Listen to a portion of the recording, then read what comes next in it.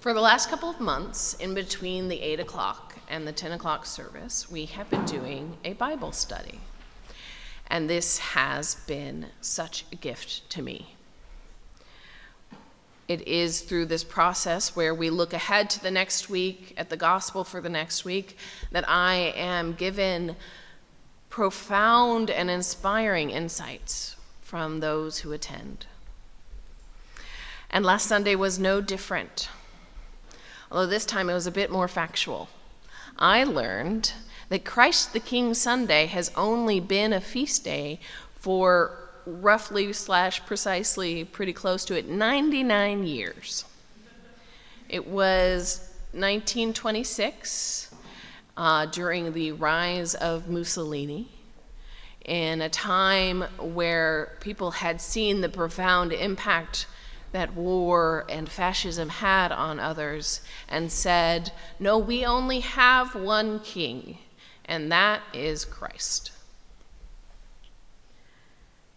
It is a tough Sunday to preach on.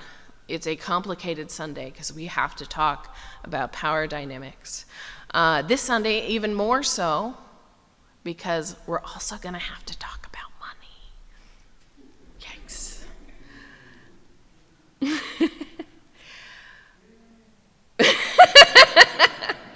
But I digress. It was when this feast day came into being a time where what we said during Veterans Day and Memorial Day, or the versions of those before the Second World War, was never again. It was a reminder that war was detrimental to our society. Unfortunately, what some people learned from war was that war is profitable. And so, even though those wars ended, we continue to be engaged in war every day. And what we see in this gospel today is a reflection of the problem of fascism, the problem of control, the problem of setting someone up as a king. That when we do that, when that person is set above us and makes decisions for us through some divine right, they don't always make decisions that are loving. Because decisions that are loving are decisions of sacrifice. And so when Jesus, who was expected to come and liberate the people of Israel, comes instead and says, I am here to serve, he is ridiculed. He is derided. He is tortured and murdered in front of his mother. We expect power to be selfish. But instead, in the transformative nature of Jesus' sacrifice for those we love, we learn that all are worthy of love. All are worthy of salvation. And it is through that transformative love that we find ourselves ever briefly in paradise.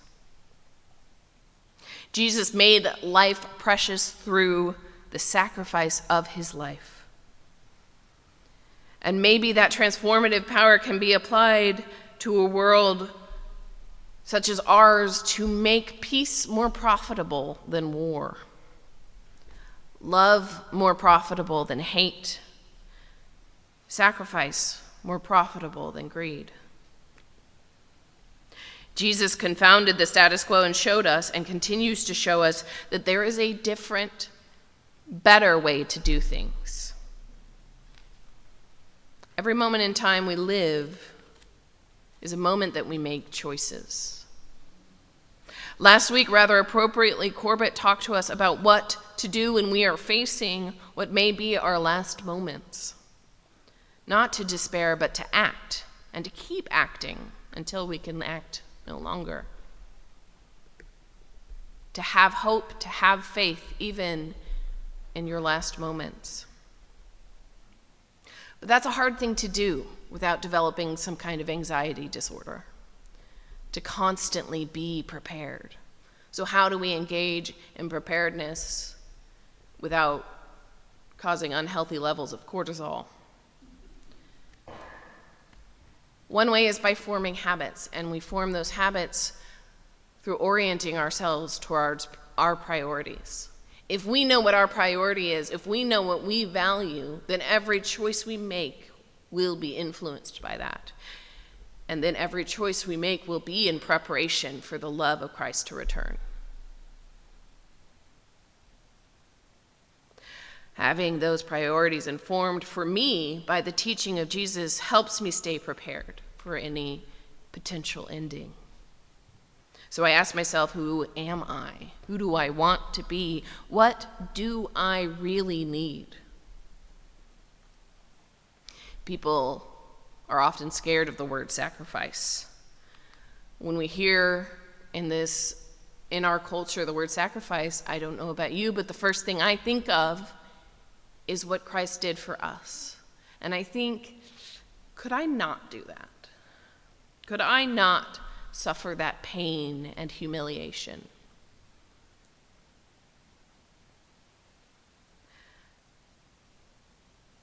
It's something that scares me. And I still I believe that there are people in this world, things in this world I would be willing to make that sacrifice for. But luckily, I'm not necessarily being asked to do that. I can help people without doing that. Because sacrifice is not only pain and loss. Our sacrifice can be, like we say in our Eucharistic prayers, one of praise and thanksgiving. We are given that permission for sacrifice to be a joyful thing. Which is good because every choice we make is a sacrifice, even if it's between whichever flavor of Doritos you want. If you pick Cool Ranch or, God forbid, sweet chili, you don't get to have the nacho cheese. Or you can get all of them, but you sacrifice potentially your cholesterol and also some money. Sacrifices are not awful things extracted from you through necessary pain and suffering. Sacrifices are simply what you are willing to give for what matters to you. The men on either side of Jesus as he died both chose how to sacrifice their last moments in this life. One did so for mockery, to make himself feel better by putting someone else down. The other chose to do so, to die with his last moments being ones of comfort. And Jesus chose his last moments to be moments of forgiveness and gratitude. We make little sacrifices every day. You have sacrificed your time to be here right now. You could have slept in, or gardened, or watched some kind of sports ball. But you didn't. You chose to come here. And that is not an awful, painful thing. It is not deprivation or scarcity. Instead of the sports, you get to hear our transcendent choir and organ. Instead of being in your garden, you get to learn more about God through one another. Instead of one more dream, you get to shake hands with a friend and catch up. The sacrifice of our time leads to community and comfort and possibly some really good cheese at coffee hour. Because we think sacrifice is something we have to do instead of something we do willingly, inherently willingly, we think it's something we get nothing out of, which it is if it's not done willingly. Jesus sacrificed his body, his dignity, and his life to save every soul that was and would be. Worth it to him, worth it to God, worth it for love. The literal meaning of the word sacrifice is to make holy. Saker being the word for sacred, and face being the word for to make. To sacrifice, in sacrificing, we are taking something every day and transforming it into something for God.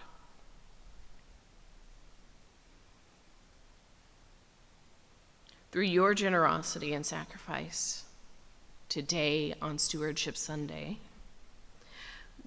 this church, Grace Memorial, is not just going to form our budget for the next year, but we will be continually reinvesting in this community, the people here in this church and the people that surround us. We will be funding everything that makes us who we are as a community. As we speak, or not exactly as we speak, because most of them are here, volunteers of the Finance Committee and the staff of this church will gather and hammer out the numbers that represent the very hopes and dreams of each and every one of you, of this community.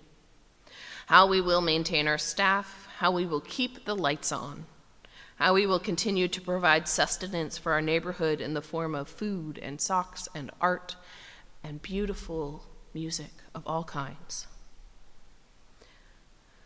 Those seemingly meaningless and innocuous numbers, scribblings on a page, represent sacrifices you have made. Sacrifices of your time, of your energy. And it takes those sacrifices and makes it into something beautiful. Promises, faith, hope in the form of the pledges make money into more than just a tool. It turns money into candles and songs and paint and glass and light and turkeys. It turns loneliness into community dinner, laughs in the kitchen, quartets in the yellow brown room. It turns cold, wet soil into luscious blooms. It turns cold paper into the warmth and joyful noise of music. An opportunity, as Martin shares often, to worship twice. Last year, your choice to sacrifice led to a mother finding support and community as she starts her life over. A piano player finding a new audience when he thought he was done. And hundreds of people being fed and finding comfort. Giving makes ordinary, even terrible things sacred. Jesus gives himself on the cross, and that is what makes the cross sacred. Not the pain, not the loss, but the love and the generosity. It is with generosity and faith that we take that which causes us so much pain and stress and turn it over to be made into beautiful things.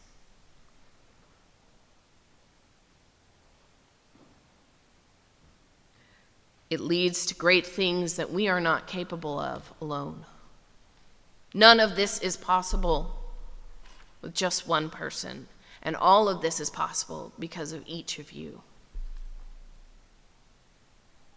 Together we continue to spread the transforming love of this parish and create God's beloved community here on earth.